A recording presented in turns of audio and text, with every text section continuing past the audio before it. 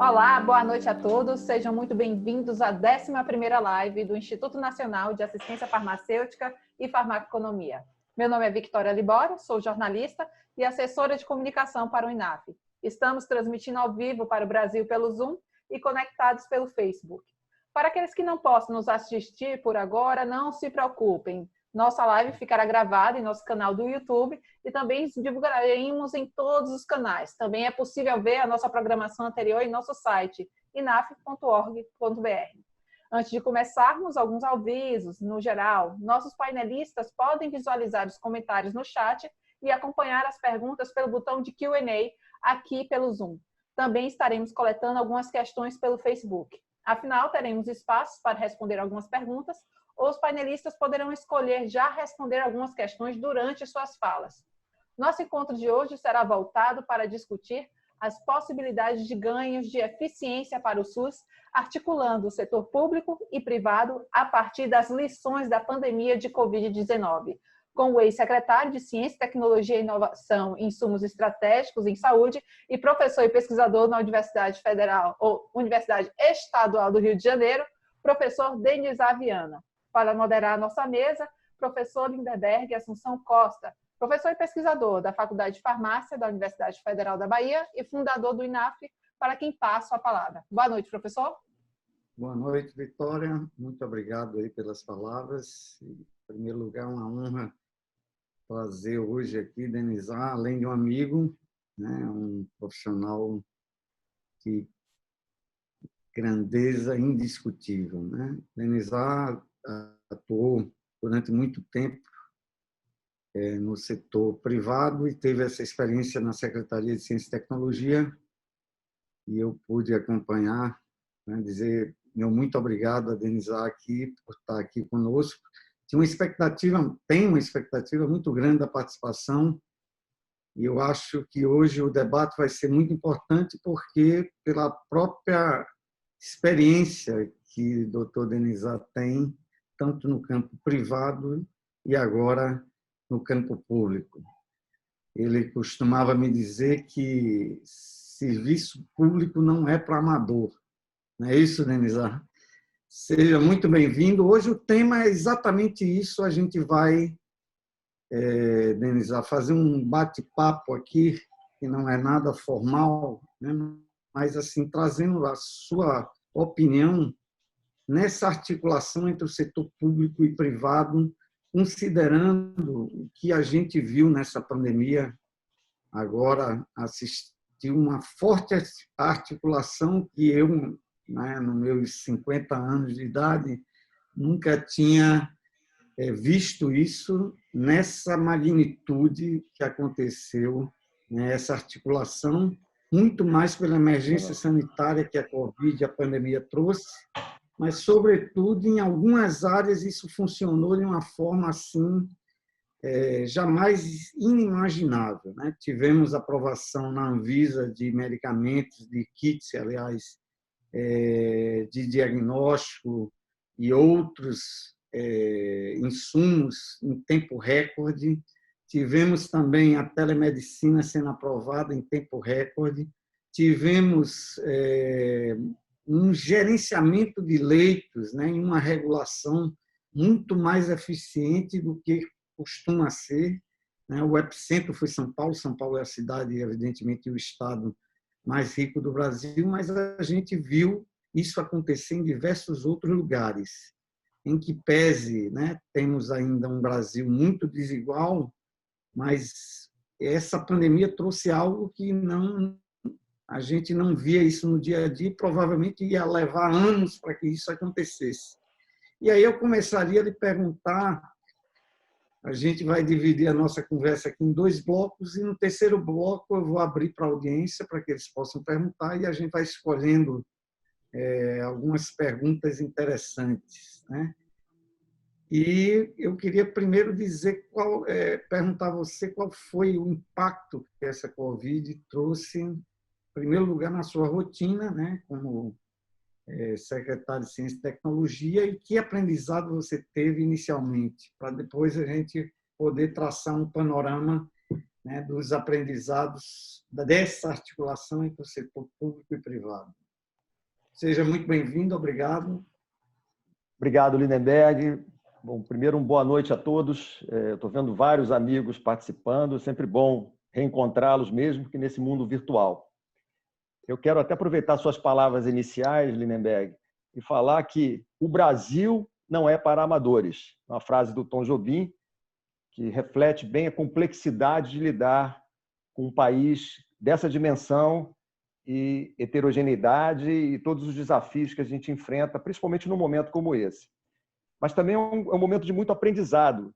E eu, em particular, poder fazer parte dessa equipe do Ministério da Saúde, que iniciou todo esse processo, o planejamento, sob a liderança do ministro Mandetta, foi uma experiência única.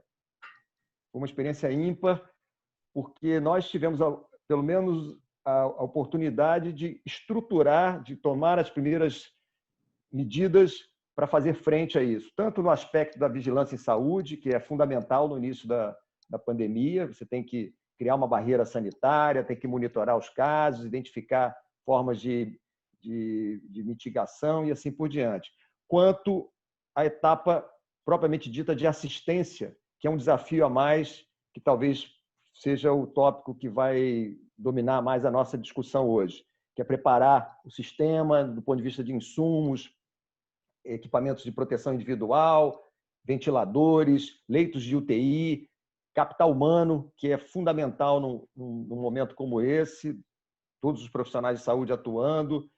Foi uma experiência única, realmente, que nos mostrou alguns pontos fortes do SUS, mas também algumas fragilidades. Eu diria que a principal fragilidade não é só nossa, diz respeito à dependência mundial de compra de insumos na China e na Índia. Na Índia, principalmente as IFAs, que são os ingredientes básicos dos medicamentos, e em relação a insumos, EPI, ventiladores, uma dependência enorme da China. Isso realmente travou muito do planejamento inicial. Eu certamente isso aconteceu em vários países, na Europa, no próprio continente asiático, e nós vivemos isso aqui. É um aprendizado, nós temos que nos preparar, isso eu acho que depois a gente pode discutir com mais profundidade, como é que o Brasil vai se preparar para isso. Porque outras epidemias surgirão, nós temos que estar mais preparados, aprender com nesse momento, para que a gente possa fazer frente a esse desafio.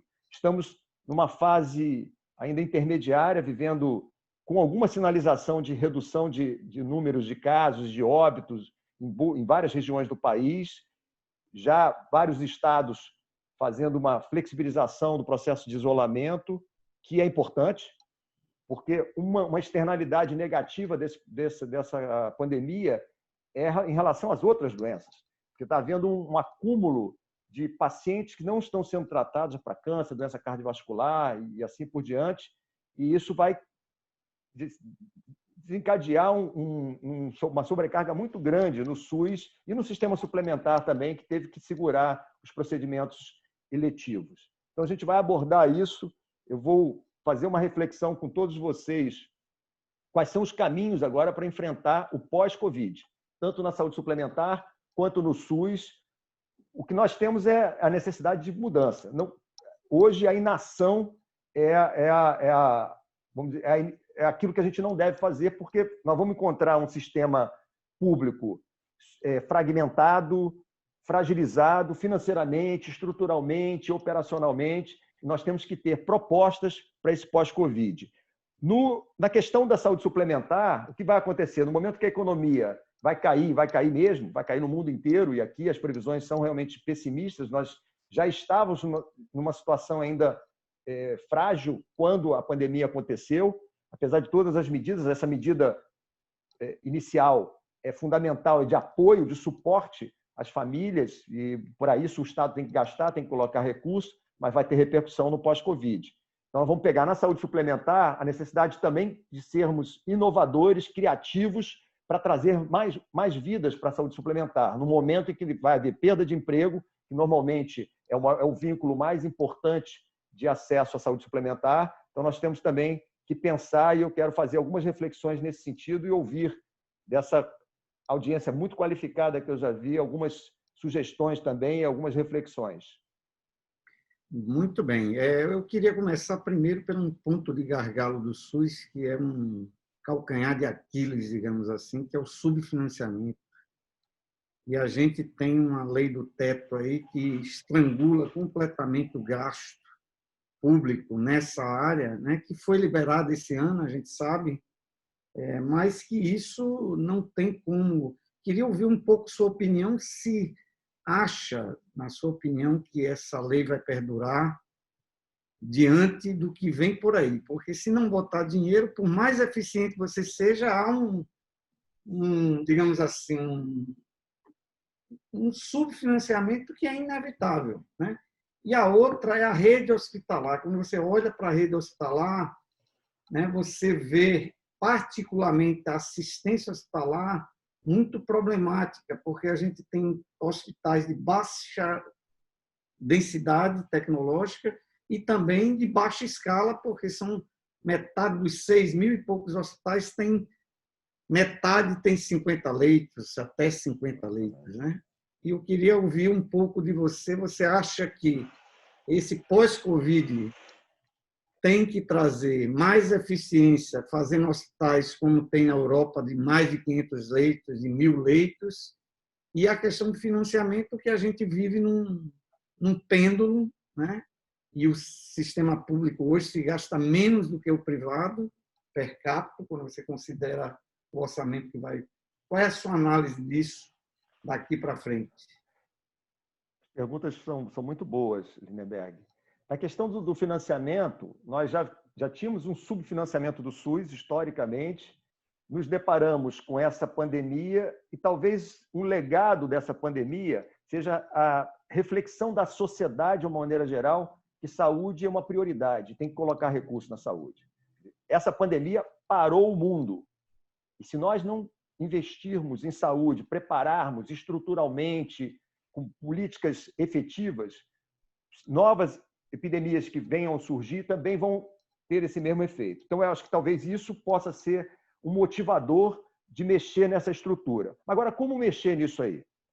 Esse vai ter que tramitar pelo Legislativo para que a gente encontre um caminho bem fundamentado. E o Ministério da Saúde pode deflagrar isso, de trazer tributaristas, para que a gente encontre uma forma de vincular uma receita permanente para o Sistema Único de Saúde, principalmente pela União.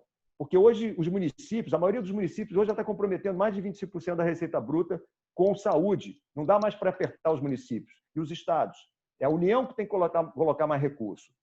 Isso vai ter que acontecer. Não dá mais para ficar. E, principalmente nesse momento, a gente vai sair muito mal dessa crise em relação a finanças.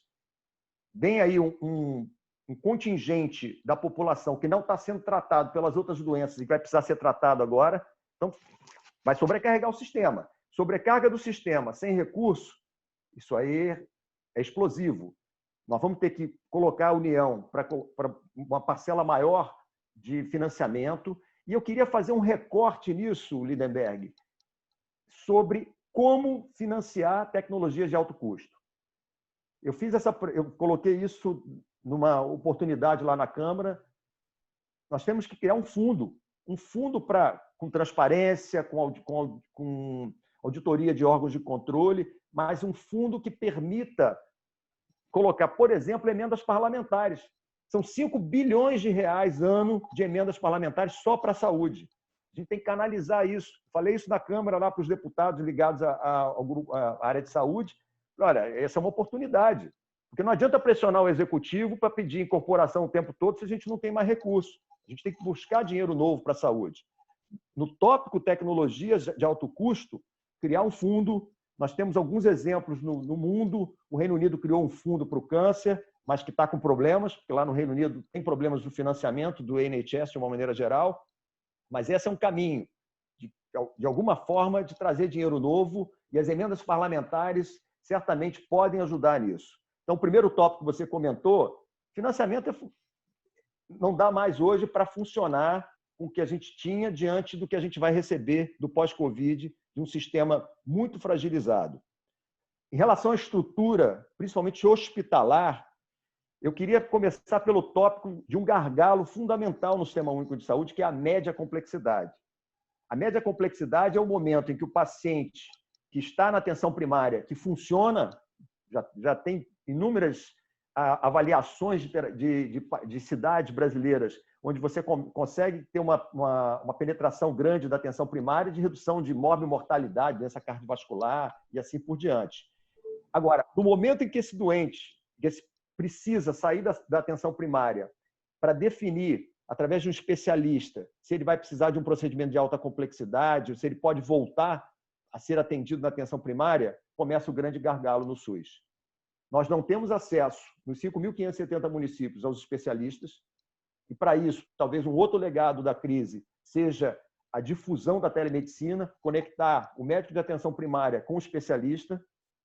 Uma outra questão que você já pontuou, nós temos que transformar esses hospitais com menos de 50 leitos, são hospitais ineficientes. Um estudo grande do Banco Mundial mostrou isso. Os hospitais são ineficientes, não tem escala, eles não conseguem ter um caixa adequado e, pior, por ter um volume pequeno, eles não entregam, em termos de qualidade, resultado. Vou dar um exemplo: cirurgia cardíaca. Você para acreditar um centro com cirurgia cardíaca, de revascularização, tem que fazer umas 500 cirurgias por ano. Num hospital de baixa complexidade, que muitas vezes você encontra isso, você vai ter resultados ruins de mortalidade, como a gente vê isso no SUS. Transformar esses hospitais em policlínicas. Por quê? Porque ali você teria o acesso a várias especialidades para que você pudesse dar celeridade ao processo desse paciente. Porque um grande problema hoje na linha de cuidado do SUS é que o doente está chegando com um procedimento de maior complexidade numa fase avançada. Isso é notório no câncer. Você pega aqui, os números no Brasil são péssimos em relação a câncer, estadios avançados, doenças que muitas vezes você poderia diagnosticar mais precocemente, dar um tratamento adequado, está chegando tardiamente. Esse posicionamento em termos da rede, na média complexidade, era fazer essa mudança de hospitais de baixa capacidade para policlínicas. E na alta complexidade, eu tenho uma sugestão um pouco mais ousada. A minha leitura é que o Estado tem que ser menos provedor da alta complexidade e muito mais contratante da alta complexidade no sistema privado. O sistema privado tem muita oferta de alta complexidade. O sistema público poderia ser um financiador, um regulador e um auditor da compra desse procedimento na iniciativa privada. Deixar os centros de referência, que são muitos na área pública de alta complexidade, os hospitais universitários, por exemplo, os centros de pesquisa, para capacitação de recursos humanos. Continua, claro, os procedimentos de alta complexidade nesses centros de referência, porque isso é uma forma de você formar capital humano nisso. Agora, o grande volume que você precisa, você não precisava mais ficar construindo hospitais. Você sabe que no hospital não basta ter edificação. Você tem que ter recurso humano, você tem que ter a operação, a manutenção. Sabemos que equipamentos, há a necessidade de você manter, e muitas vezes você abre um hospital, coloca um primeiro parque tecnológico, depois a manutenção é difícil, começa o sucateamento. Se você é um contratante, você transforma o custo fixo em custo variável.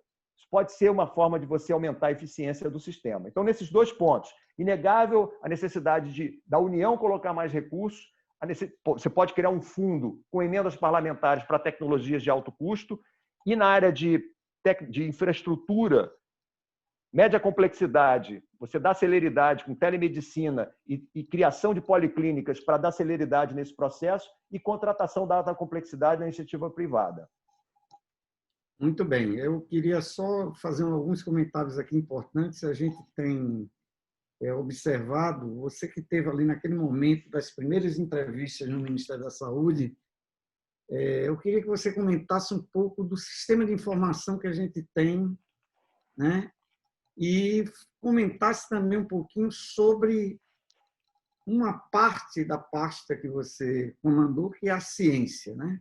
A ciência do Brasil vai bem, a gente tem avançado, dado resposta às perguntas principais, né? Observando o que aconteceu na pandemia, e se o sistema de informação da gente ele dá uma resposta que me pareceu adequada, né? Mas assim, só quem está de dentro daquele métier que pode avaliar muito mais precisamente a velocidade que chega às informações. A questão dos infectados, não infectados, isolamento, lockdown.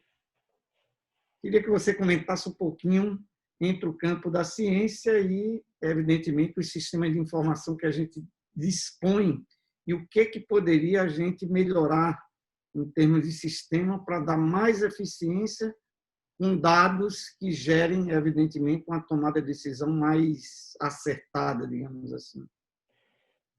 Vou começar pela questão da ciência, Lindenberg. O Brasil ele tem ilhas de excelência que não devem nada ao hemisfério norte. O que eu, na minha passagem pela Secretaria de Ciência e Tecnologia, priorizei é que não dá para ficar pulverizando o recurso de pesquisa. O que era, eventualmente, uma prática, dizer assim, eu vou pegar um fomento e vou dar R$100 mil para cada centro aqui no Brasil.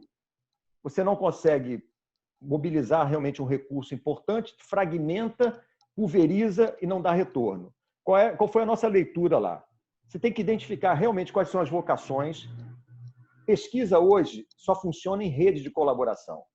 Não adianta eu ter vários centros para fazer a mesma coisa no país, eu tenho que, de alguma forma, identificar as vocações, canalizar recursos para manter, para fomento, recursos realmente de peso, para que a gente possa ter resposta. E as respostas aparecem. O melhor exemplo foi o que aconteceu com a Zika. O Brasil conseguiu dar respostas em relação à causalidade da relação entre a exposição materna ao vírus da Zika e a microcefalia. Os estudos saíram do país, mostrando uma série de questões relacionadas à história natural da doença. A pesquisa brasileira evoluiu muito, infelizmente, diante de um problema como aquele.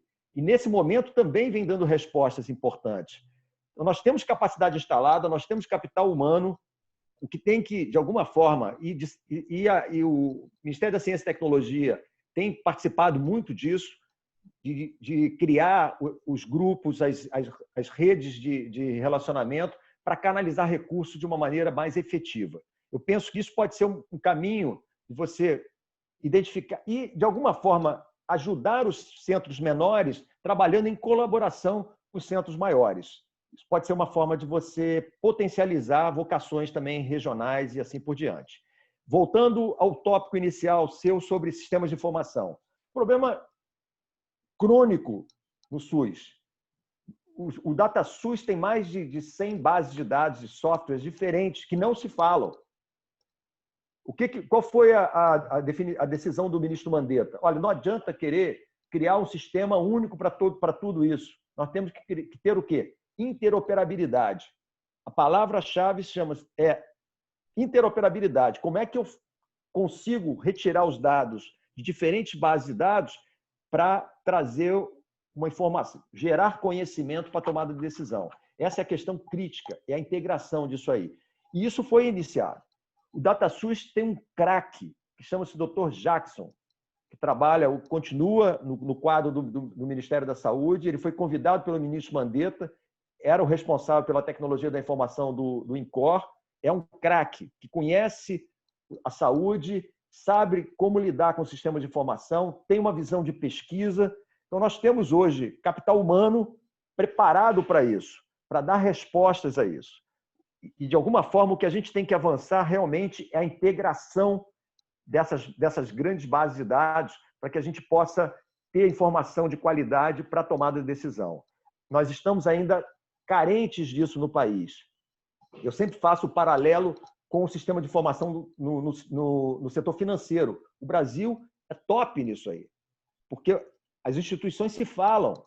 Elas são concorrentes, mas elas se falam, elas se comunicam. Nós temos que ter integração disso aí. Esse talvez seja um dos maiores desafios, é a gente avançar na qualidade do nosso sistema de informação no SUS. Muito bem. Aqui estamos agora para você que nos assiste no Facebook com o Dr. Denis Aviana. Ele é ex-secretário de Ciência e Tecnologia do Ministério da Saúde, professor e pesquisador da UERJ. E vamos iniciar agora o segundo bloco. Eu queria aproveitar, Denizar, esse gancho que você falou e a nossa inovação, né? A gente tem um grande déficit de tecnológico na balança comercial, especialmente na área de medicamentos, e que a gente, não só aqui, né? Eu comentava com você anteriormente que os Estados Unidos agora vão abrir fábricas no México, principalmente em insumos farmacêuticos, porque viu que a pandemia colocou em xeque a soberania do país, né? Porque foi uma verdadeira, digamos assim, mercantilismo para quem comprava primeiro, né, os lotes de EPIs, os lotes de medicamentos, de IFA, para poder produzir medicamentos. O que você acha do nosso modelo de inovação brasileiro? Por que a gente não é uma Embraer, por exemplo, na área de saúde, né? Então, há um aspecto, você que teve ali, uma das coisas que a gente vê essas ilhas de excelência, mas levando para o lado da ciência que a gente estava conversando anteriormente, não há uma interlocução, uma interface, por exemplo, entre as universidades e o mercado privado, né? Por outro lado, o mercado privado brasileiro, a grosso modo, está aprendendo um pouco a levar a inovação e, ao invés de ter essa dependência tecnológica, a gente melhorar esse sistema de inovação. Agora o BNDES está apostando em hubs de inovação, né? Que é exatamente criar os vales de silícios aqui no Brasil, tentando criar, como em alguns centros que você conhece bem, em São Paulo, a área de aviação é bem conhecida, esse exemplo da Embraer. O que você acha que devemos fazer na área, né, especificamente farmacêutica, para que a gente diminua essa dependência do exterior? Boa pergunta, Lindeberg. Quer dizer, a Embraer é um case porque ela conseguiu realmente harmonizar a academia, no caso o ITA, Instituto Tecnológico da Aeronáutica, a indústria / mercado com o governo, em termos de fomento. Essa triangulação deu muito certo, porque foi o entendimento de que, se você não tiver essa aproximação e esse alinhamento de incentivos, de interesse, isso não vai funcionar. Vamos olhar agora na área da saúde. Eu acho que está claro para todo mundo a necessidade da gente ter essa visão do mundo de que China era o grande provedor de insumos na área médica, hospitalar, e Índia, das IFAs, mostrou a fragilidade nossa diante dessa pandemia. E existem outras áreas, por exemplo, sangue e hemoderivados. É uma questão crítica hoje, estratégica para o país, e muitas vezes você fica dependente de compra de insumos, de fatores de coagulação externa. Houve um movimento que antecede essa gestão, isso começou principalmente na gestão do ministro Temporão, da construção do complexo industrial da saúde, que é muito importante. O problema é que as pessoas pensam que o complexo industrial da saúde é a PDP. A PDP é importante. A PDP é uma ferramenta importante para a construção do complexo industrial da saúde e que, inclusive, tem resultados exitosos. Agora, ela não é o único instrumento e ela também ela não serve para tudo. Você tem outras formas, encomenda tecnológica, offshore, enfim, outras ferramentas, offsets, que você pode utilizar para poder fomentar esse complexo industrial. Porque nós temos o principal, que é a capacidade, o poder de compra do SUS. É o maior sistema de acesso universal que existe em termos de número de usuários. Você tem uma grande compra, só a Secretaria de Ciência e Tecnologia, na hora de compra de insumos da ciência farmacêutica, beira 16 bilhões ano. Isso tem um grande poder de fomentar o mercado. Então, nós temos o mercado, nós temos a necessidade, porque somos um grande comprador desses insumos, temos capacidade para produzir isso, porque o que é importante é essa articulação. Enquanto você não tiver uma articulação governo, mercado, academia, isso não funciona. Eu penso que hoje, com essa percepção, nós também vamos sair desse pós-crise com esse dever de casa, de como é que a gente melhora essa capacidade instalada de produção no Brasil. Muito bem. Vamos agora falar um pouquinho da sua área de expertise, avaliação de tecnologias em saúde. A criação da agência é uma pergunta recorrente, agência única. Queria que você comentasse um pouquinho, você acha que o Brasil caminha para uma agência única ou isso é impossível de acontecer, diante das circunstâncias políticas, diante dos fatos que a gente tem? E como é que você avalia essa área, se o Brasil, né, você fez alguns projetos importantes, houve uma articulação muito grande com o parlamento, isso foi fantástico. E aí eu queria que você comentasse esses projetos que você implementou no Ministério, olhando daqui para frente, considerando a crise, considerando o aspecto, né, da economia, que vai estar muito, digamos assim, cambaleante, mas a avaliação de tecnologia é para dar mais eficiência ao sistema. Como é que você vê isso e qual é a sua leitura daqui para frente? É inegável o valor da avaliação de tecnologia em saúde, principalmente num sistema de acesso universal. Você não tem nenhum sistema de acesso universal no mundo que seja eficiente sem uma boa base de avaliação de tecnologia. A ideia da agência única, ela primeiro é tentar dar celeridade ao processo, porque hoje você tem a etapa de registro da Anvisa, a etapa de, falando do medicamento, precificação na CEMED e a decisão de incorporação no SUS pela Conitec e na ANS pelo ROL. Se você constrói uma agência única, nós até nominamos isso, a Agência Nacional de Avaliação de Tecnologia em Saúde, foi uma construção ao longo do ano passado inteiro, para que a gente desse celeridade, diminuíssemos as redundâncias que existem hoje, dava para trazer preço para a agência, não precisa avaliar a evidência que é a mesma para o SUS ou para a saúde suplementar. E hoje você tem redundância, isso é feito pela Anvisa, isso é feito pela ANS, isso é feito pela Conitec, é recurso que a gente está desperdiçando, é tempo que a gente está desperdiçando, e isso acaba, essa morosidade, aumentando a judicialização. Se você tem uma agência independente, a agência não pode estar dentro do Ministério da Saúde, a agência tem que ser independente, isso vai dar mais legitimidade até perante os magistrados na hora da decisão de judicializar ou não. Isso é importante porque você traz mais isenção no processo, diminui os prazos de avaliação, diminui redundância e, de alguma forma, você avança nisso. A preocupação sempre era da discussão, mas você vai avaliar, o SUS tem uma lógica de financiamento, que o suplementar tem outra lógica. Ok, você tem que realmente respeitar que você tem financiamentos distintos ali. Agora, você pode trazer o que é bom de trazer os dois para um primeiro momento de avaliação, inclusive discussão de preço com as indústrias. A exemplo do que o NICE faz na hora de precificar, na hora da incorporação.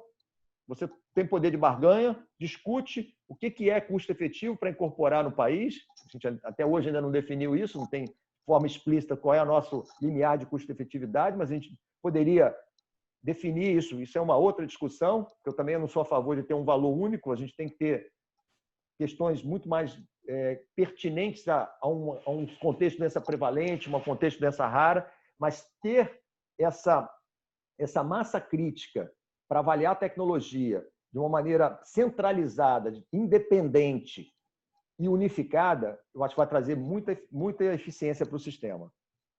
Está pronto. No papel está pronto. Agora é a decisão política. Certo. E quais foram as principais barreiras, assim, você sentiu muita resistência para essa ideia? E me fala um pouquinho da visita que você e o ministro Mandetta fez na ocasião lá no NICE e essa articulação, especialmente na Inglaterra, que tem um sistema que o nosso foi espelhado no sistema inglês. Essa foi uma oportunidade grande. Nós participamos de uma missão ao Reino Unido para conhecer a estrutura do NHS e, da minha parte, ficou muito a responsabilidade pelo NICE. Inclusive, na época, eu convidei o que tornou-se depois ministro Tais, meu assessor, para nos ajudar nesse trabalho também. Ele participou dessa missão, especificamente para que o NICE nos ajudasse a modelar essa nossa agência, aprendendo com os erros deles. E isso foi muito proveitoso e produtivo para a gente. A gente avançou bastante nisso, é o que eu estou dizendo. No papel está pronto, O que faltou? Você está perguntando. Quais foram os obstáculos? Não era um momento político para a gente encaminhar, porque isso tem que ser projeto de lei, tem que passar pelo parlamento. Não era um momento político para fazer esse movimento. Então, nós fizemos, meu dever de casa perante o ministro Mandetta foi o quê? Preparar isso e entregar para ele. Falou, ministro, está aqui. Nós tivemos o respaldo do grupo do IAT, do Instituto de Avaliação de Tecnologia em Saúde, que conduziu isso também conosco para elaborar isso, ouvindo a comunidade científica que milita na área da TS no país. E foi realmente um trabalho, como eu disse, isso agora tem, com a chancela do NICE, um produto, uma proposta para o Brasil. Mas temos que esperar passar toda essa crise para pensar num outro momento em como encaminhar isso via Poder Legislativo. Muito bem. Estamos agora chegando a 45 minutos da nossa live. Estamos com o doutor Denis Aviana aqui, para você que nos assiste agora no Facebook, ex-secretário de Ciência e Tecnologia do Ministério da Saúde, professor da UERJ e pesquisador, especialmente na área de avaliação de tecnologias em saúde. Denis, tem algumas perguntas aqui da nossa audiência e eu gostaria de selecionar algumas que eu achei interessante, né? Tem uma sobre o horizonte tecnológico, deixa eu achar aqui. Se você encontrar primeiro, pode falar. Ok. Teve um que fez uma pergunta: como melhorar a participação social no processo de tomada de decisão no SUS? Essa é uma pergunta, eu estou procurando a do... Muito boa. Posso responder isso, da participação social? Sim, claro, claro. A segunda, só aproveitando, quais os avanços e desafios no monitoramento do horizonte tecnológico no Brasil? Então, né, boas perguntas. Vou falar primeiro da questão da participação social, que é mais uma medida para tentar minimizar a judicialização. E nesse formato da nova agência, a ideia é exatamente que tenha assento as organizações de pacientes, para que a gente possa ter uma representatividade de todos os atores. Isso legitima o processo. O NICE faz isso. Tem a posição da indústria, tem a posição das organizações de pacientes, reguladores, financiadores, profissionais de saúde, e assim por diante. Você tem que, de alguma forma, trazer todos os envolvidos para o processo decisório. Isso legitima essa atitude. Voltando agora ao que você estava comentando em relação... A outra pergunta era sobre o monitoramento do horizonte tecnológico, que é uma ferramenta fundamental hoje. Eu tinha até uma proposta inicial, quando eu entrei, muito mais com cabeça de pesquisador do que de gestor, mas de usar o monitoramento do horizonte tecnológico, inclusive para fazer uma previsão do que seria incorporado ano a ano. Não dá para incorporar tudo no primeiro ano. Vamos imaginar na oncologia. A ideia original era até definir qual era o gasto naquele momento com câncer no país. A gente tinha esse número, uma estimativa com dados secundários, de quanto se gastava com tudo, quimioterapia, radioterapia, cirurgia, internação, e aquilo era o valor inicial e definir um incremento orçamentário para câncer nos anos subsequentes. Mas aí, trabalhando no horizonte, a cada 5 anos, traçar, olha, o ano 1, o que vai ser incorporado pela demanda, pela necessidade não atendida. Exemplo, melanoma metastático. Hoje a gente não tem um tratamento adequado no SUS. Então, no primeiro ano, seria uma prioridade. E usar o monitoramento do horizonte tecnológico, quer dizer, o que está para vir? Nós temos exemplos aí, no Brasil, de atitudes que foram inadequadas. No caso da hepatite C. Hepatite C, você tem uma velocidade muito rápida, muito grande em termos de novas tecnologias. E se você não tiver esse monitoramento muito adequado, você vai fazer determinadas aquisições que pode ser que em poucos meses isso já não faça mais sentido. Isso aconteceu com a hepatite C. Foi feita uma compra enorme de 2 produtos e logo depois você tinha o Sofosbuvir, Cimeprevir, para substituir aquelas tecnologias de uma maneira muito rápida. Monitoramento do horizonte tecnológico, que está dentro da Diretoria de Gestão e Tecnologia em Saúde, lá da SCTI, ela é atuante, ela tenta fazer essa previsibilidade. É importante porque isso em todo mundo que tem uma ATS forte, usa monitoramento do horizonte tecnológico como uma ferramenta importante, mas no Brasil a gente tem que avançar mais. Talvez se você fizesse esse encadeamento, esse cronograma, o que eu vou incorporar ano a ano, fazendo isso planejamento de 5 anos, e sabendo qual é a previsão de nova tecnologia que pode surgir daqui a 3, 4 anos, isso funcione melhor. Ok. Com relação à gestão dessas tecnologias, depois que você incorpora, né? Então, quando você avalia a efetividade, você citou o grande desafio da hepatite C, mas a gente tem informação, porque uma coisa é o que está lá no ensaio clínico, eficácia de 98%, mas na prática a gente sabe que essa eficácia ela pode não ser manifestada. Há possibilidade de negociar preço em cima dessa efetividade. Nosso sistema de informação permite isso. Me fala um pouquinho do seu projeto, do nosso projeto, que foi inovador, do Risk Sharing. E dos modelos, aproveitando o embalo, que tem algumas pessoas aqui no Zap, no Facebook, perguntando, e os modelos inovadores? Né? Perfeito. Comparando a experiência internacional e a brasileira. Porque a gente tem programas, só para concluir meu raciocínio, se a gente fosse fazer avaliação de tecnologia na época que foi implementado o programa de AIDS, talvez ele não existia, né? Ou ele teria provavelmente não sido implantado, porque foi uma decisão política brasileira, né? Então, óbvio que a avaliação de tecnologia é muito importante, mas isso foi muito bem gerido posteriormente e a gente teve um dos 5 stars brasileiros, além do programa de atenção primária, de vacinação, de transplante e muitos outros, mas a gente ainda está muito longe, e você citou o caso do câncer, né? O indivíduo tem diagnóstico, não sei quantos, ele só chega no hospital já num estágio avançado da doença. Esse risk sharing e a gente medir a efetividade, é possível? Você acha que é viável no Brasil com o sistema de informação que a gente dispõe?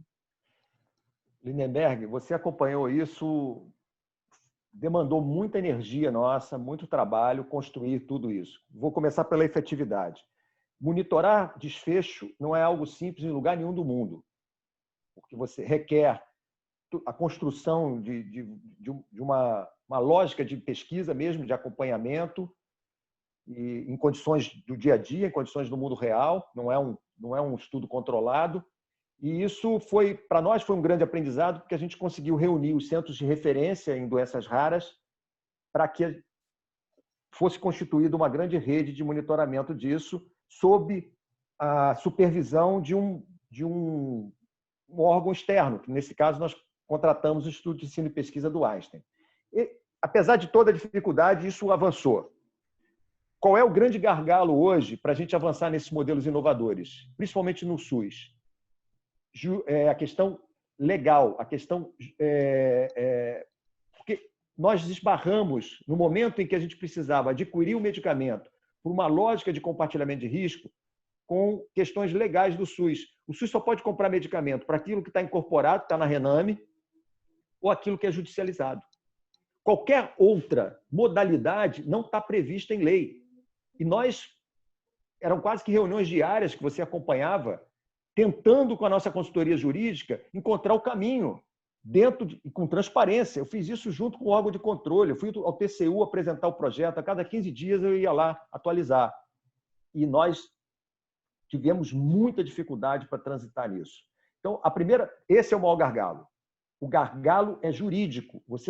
Esse é um ponto que, na reformulação, no pós-crise, se o Ministério da Saúde não criar flexibilidade para pagamento dessas tecnologias, principalmente com terapia gênica, o que está para vir aí, estou dizendo amortização, modelos que talvez na saúde suplementar façam mais sentido, como resseguro, capitalização na saúde suplementar, PGBL, coisas que, de alguma forma, tragam outras modalidades para lidar com isso. Então, na questão dos modelos inovadores, a questão crítica hoje é como é que a gente faz no Sistema Único de Saúde, flexibilizar esses modelos de contratualização e de pagamento.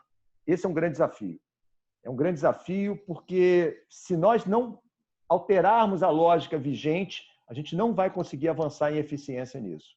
Para mim está claro. Depois de 1 ano e meio no Ministério da Saúde, esse foi, para mim, ficou claro, mesmo contando com técnicos da área jurídica de altíssimo padrão, todo mundo da AGU. Mas se ele falar, ele é um legalista, ele falou assim, você não pode fazer coisas fora disso aqui, senão você vai ser autuado pelo órgão de controle, você não vai encontrar respaldo na lei. Então, nós temos que mudar a lei. Nós temos que mudar a lei para permitir que a gente possa avançar de maneira sustentável no acesso a essas tecnologias. Muito bem. Tem uma série de perguntas aqui, eu estou escolhendo aleatoriamente, eu peço desculpa a toda a audiência, que vai ser impossível, doutor Denizar, responder a todas, né? Eu estou tentando colocar em blocos aqui, Denizar, para que você possa responder de forma que contemple todos, né? Tem uma pergunta muito recorrente aqui,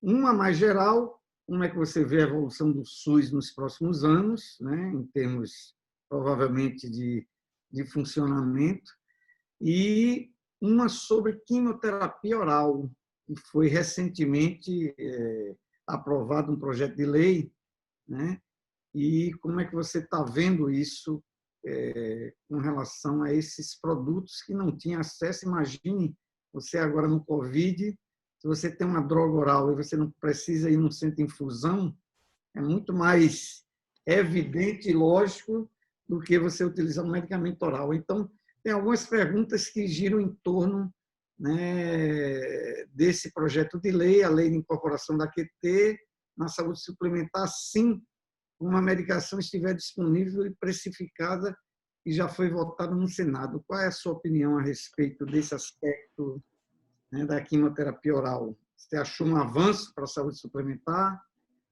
Lindeberg, aqui é um olhar da linha de cuidado. Se você quer tratar o câncer, você não pode separar o que é oral do que é intravenoso, do que é parenteral. Não faz sentido isso.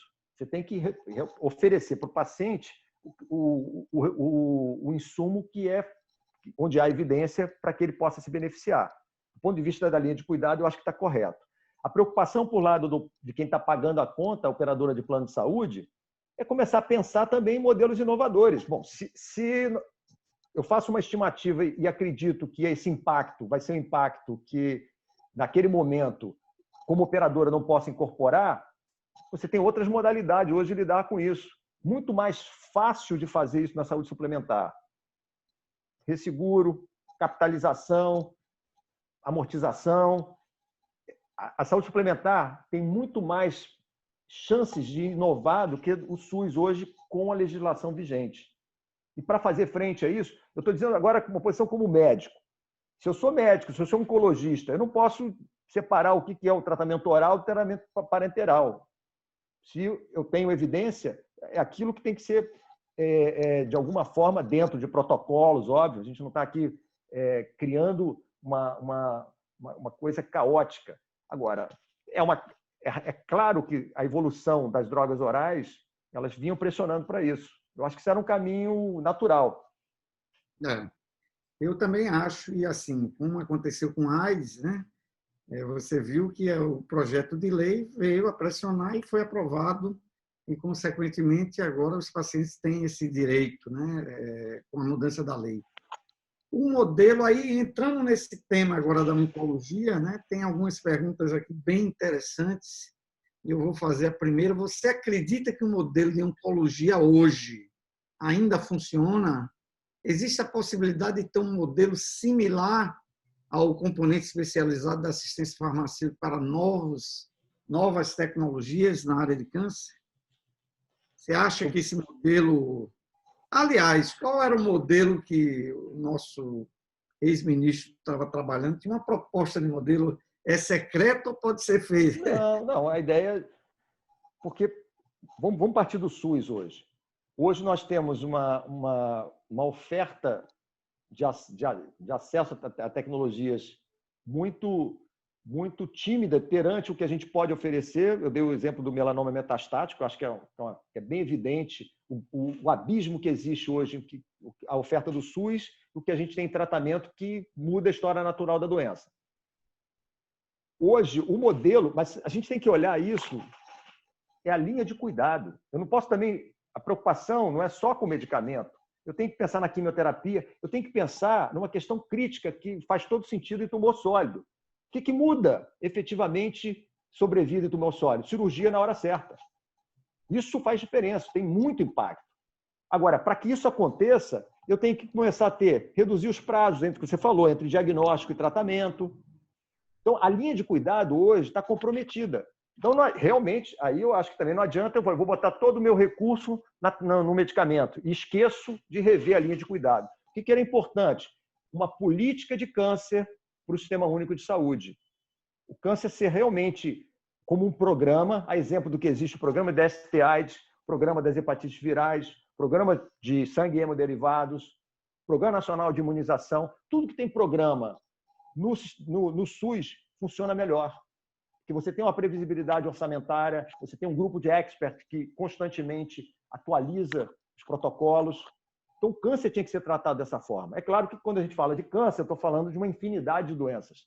Mas se você coloca ali e prioriza os cânceres, as neoplasias mais prevalentes, traça realmente objetivos e linhas de cuidado muito bem definidas nisso, na tentativa de reduzir o tempo entre diagnóstico e tratamento, efetivamente que isso aconteça. Isso, inclusive, na saúde suplementar, porque os números na saúde suplementar também não são números ideais. Tem que rever a política.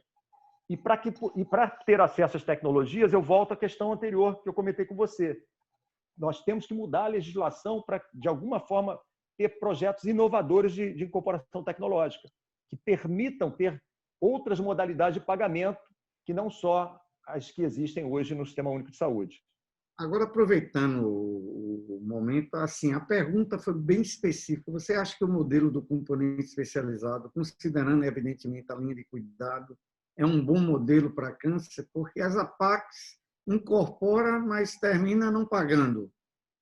Você não acha que se criar um componente especializado só para medicamentos oncológicos não melhora, pelo menos, esse gap entre o privado e o público? E a outra, com certeza.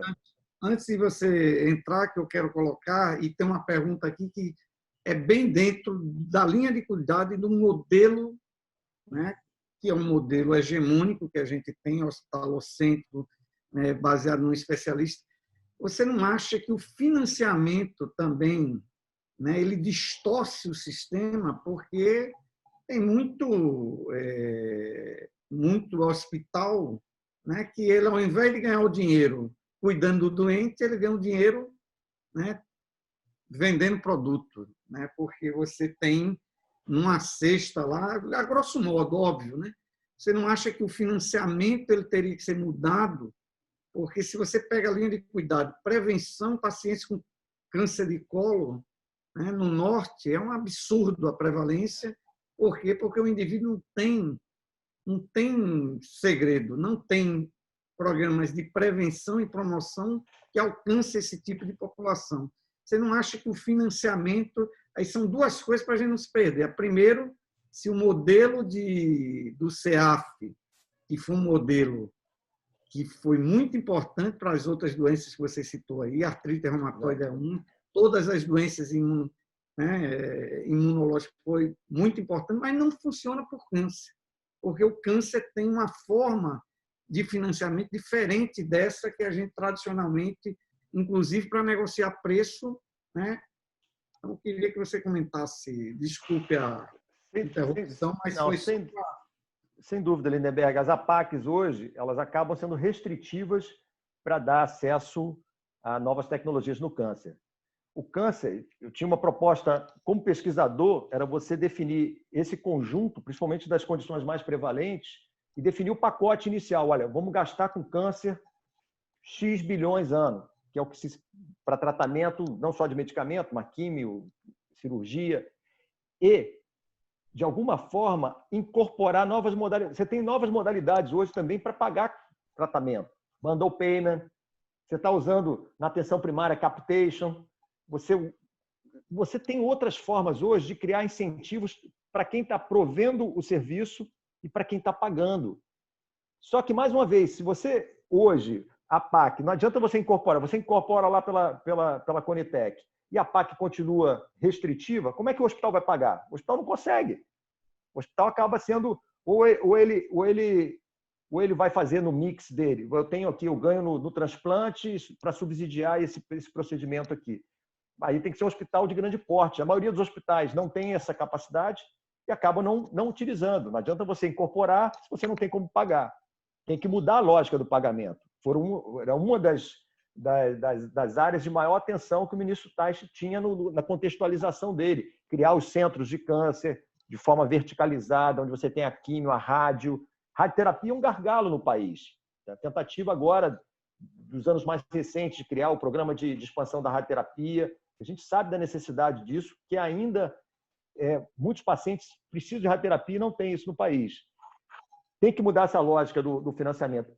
O câncer exige uma modalidade e nós temos N situações hoje de forma de pagamento fora desse modelo de APAC. Excelente. Tem uma outra pergunta aqui, que essa é bem tradicional, mas é uma pergunta recorrente. O que priorizar? Investimento na atenção básica para milhares de pessoas ou sobrevida para menos de 1.000 pessoas? Né? O foco do sistema a partir da atenção básica. Excelente pergunta e que a gente não tem uma resposta certa, né? Porque a gente vai viver sempre esse dilema entre decisões coletivas impõem restrições individuais e decisões individuais podem impactar no coletivo, exemplo da judicialização. Eu penso o seguinte, isso é uma decisão da sociedade. Não é um gestor que vai decidir isso. A sociedade tem que decidir isso. Onde é que o recurso vai prioritariamente? O Reino Unido faz isso. O Reino Unido define qual é o teto, qual é o peso que um neonato deve ter mínimo para internar numa UTI neonatal. E a gente está falando de primeiro mundo. A sociedade tem que fazer esse juízo de valor. Não cabe a um gestor decidir isso, porque isso extrapola a decisão de um gestor. Não é simples, não tem resposta certa, é escolha. Quando você faz escolha, é custo de oportunidade. Eu sacrifico outras alternativas. Não é simples, mas dá para... Eu penso o seguinte, a minha passagem no Ministério mostrou isso. Dá para a gente maximizar muito esse recurso. Usar melhor na atenção primária, que já tem resultados fantásticos, melhorar a lógica do sistema, reduzindo os gargalos, mudar a lógica do pagamento, onde você cria incentivos, que a gente vai ter melhores resultados. Esse é um grande desafio, mas talvez seja o grande momento em que a sociedade tem que rever isso. Nós precisamos botar dinheiro na saúde, temos que gastar melhor, temos que ter melhores resultados, temos que mostrar isso para a sociedade. E esse é o momento, pós uma pandemia como essa. Muito bem, Denisa. Eu vou até complementar a sua fala para o nosso amigo aqui que perguntou. Eu nunca digo o nome das pessoas para não causar nenhum constrangimento, né? Mas a gente já tem um modelo de fazer isso, através do plano plurianual, né? Os orçamentos participativos foram uma grande estratégia de utilização do recurso e a definição de prioridades da saúde, utilizando os conselhos de saúde e as conferências nacionais de saúde. Os mecanismos existem, né? O que não existe, muitas vezes, é a vontade política de fazer aquilo. E termina, por exemplo, para 6.000 municípios, se tornando muito, digamos assim, cartorial, né? E não, de fato, participativo. Então, e evidentemente tem uma inequidade gigantesca. O SUS tem que dar acesso, né? E esse é o grande dilema entre a universalidade e a equidade, que é exatamente o que o colega perguntou aqui, porque eu também, se eu tenho uma doença rara, porque eu vou ficar de fora? Se eu tenho uma tecnologia, né, que pode impactar na minha saúde, como direito individual, como, por exemplo, a hepatite C, que no início dos tratamentos tinha 35% de efetividade com interferon. Eu quero um medicamento com 98% se eu tivesse uma doença dessa. Né? Então, veja, a AIDS que eu citei há pouco tempo atrás foi uma decisão da sociedade, de uma minoria, né? E que hoje é um exemplo para o mundo. Então, esse é um dilema que você colocou, ético, mas que existem os mecanismos que o SUS, né, bem ou mal, criou, e o mundo inteiro, os sistemas universais, existem essas questões do acesso universal e equitativo, equinâmine, e que quem tem que decidir, evidentemente, é a sociedade, através dos mecanismos de participação social que foram muito bem debatidos. Bem, pessoal, chegamos a 1 hora na nossa live, temos várias perguntas, né? E a gente sabe que nem tudo a gente pode dar conta das respostas, né, Denise? Mas eu acho, olha, muito obrigado pela sua presença, achei aqui, foi uma aula, né? Digamos assim, um debate muito rico, acredito que todos que estão aqui gostaram bastante, e tenho certeza, seja bem-vindo, né, ao INAF. Aqui é um instituto de acesso a medicamentos, a gente vem debatendo isso aí há muito tempo. O Denizar foi, digamos assim, um dos colaboradores mais efetivos, participa da nossa revista, o Jornal de Assistência Farmacêutica, e de todos os fóruns que a gente estabeleceu, e que esse ano, graças a ele, vai para Brasília, né? Espero que a gente possa realizar, e dizer que eu estou muito feliz com a sua presença aqui, a presença de todas as pessoas. Agora a gente tem exatamente quase mais de 200 pessoas lhe assistindo aqui, que simultaneamente representa ela, nossa jornalista daqui a pouco vai dar os dados. Eu deixo você para a sua mensagem final. E quais são os seus planos agora para o futuro, agora que está, né, de volta ao Rio de Janeiro? Estávamos falando, algumas pessoas me mandando, o seu áudio está aberto. Estavam falando do Flamengo, mas o Flamengo sempre é uma coisa boa. Me desculpe os vascaínos de plantão que estão nos assistindo. Com você, Denise, as palavras finais. Muito obrigado pela presença. Bom, eu quero agradecer também essa oportunidade, Lindenberg. Falar da minha satisfação, vi vários amigos participando aí também remotamente. Eu penso que é uma oportunidade, a exemplo do que foi a Segunda Guerra, o pós-Segunda Guerra foi uma reconstrução, principalmente da Europa, criação dos organismos multilaterais. Esse é o momento, e como o mundo inteiro padece desse problema, é um momento de reconstrução. Na saúde, é a oportunidade, principalmente no Sistema Único de Saúde, da gente reconstruir isso, do ponto de vista legal, de maior flexibilidade, de melhorar o financiamento, de buscar novas fontes de financiamento, mexer na infraestrutura, no sistema de informação. Na saúde suplementar, tem muita coisa, não deu tempo para a gente falar disso. Tem muita coisa para mexer na questão infralegal, na questão legal que depende do parlamento, para melhorar, para reduzir hoje alguns produtos que são muito engessados, que permitiriam você avançar e dar mais acesso à saúde suplementar. Com isso, você desafoga a SUS, avançando em termos de desregulamentação com responsabilidade, com segurança. Tem muito para ser feito, a oportunidade é que a gente vai precisar fazer. Não podemos ficar simplesmente inertes diante desse pós-Covid-19. Muito obrigado pela oportunidade, uma boa noite a todos. Boa noite. Vitória, com você. Boa noite, pessoal. Agradecemos a todos que participaram desse nosso bate-papo com o Dr. Denizar Viana, professor e pesquisador da Universidade Estadual do Rio de Janeiro e ex-secretário de Ciência, Tecnologia, Inovação e Insumos Estratégicos em Saúde. Com mais de 1.000 pessoas alcançadas no geral, divididas entre Facebook e Zoom, discutimos as possibilidades de ganhos de eficiência para o SUS, articulando o setor público e privado a partir das lições da pandemia de Covid-19. Lembro a todos e todas que este conteúdo continuará disponível em nossa página no Facebook e subiremos a gravação deste webinar em nosso canal do YouTube, com divulgação em nossas redes sociais. Todo o conteúdo e histórico de nossas lives estão disponíveis em nosso site, inaf.org.br. Obrigada, professor Lindenberg, por realizar essa entrevista. E estamos presentes, gente, no Facebook, Instagram, YouTube, Twitter, LinkedIn e Spotify. Escolha a forma como você quer entrar em contato conosco. Também convido a todos para conhecerem nossos eventos científicos. O Fórum Brasileiro de Assistência Farmacêutica e Farmaconomia, que é nacional, e ainda os regionais, o Capixaba e o Maranhense. Acesse nosso site para maiores informações. Também os convido a publicar e divulgar seus trabalhos em nosso Jornal de Assistência Farmacêutica e Farmaconomia, uma revista científica aberta para compartilhamento de pesquisas e experiências. Semana que vem, voltamos com mais uma edição da Live NAF. Acompanhe nossos canais de comunicação para saber sobre nossos próximos temas. Obrigada a todos e boa noite.